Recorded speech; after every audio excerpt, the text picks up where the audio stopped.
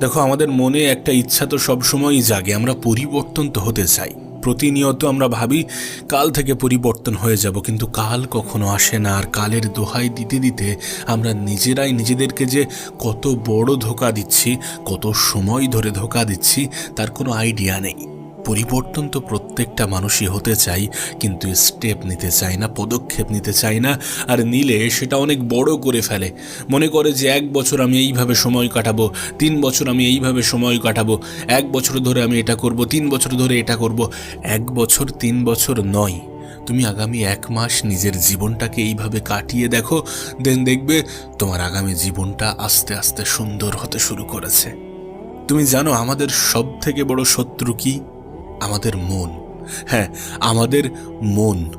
যদি তুমি সত্যি লাইফে কিছু করতে চাও এবং দ্রুত কিছু করতে চাও, তাহলে মনের বিরুদ্ধে যেতে হবে।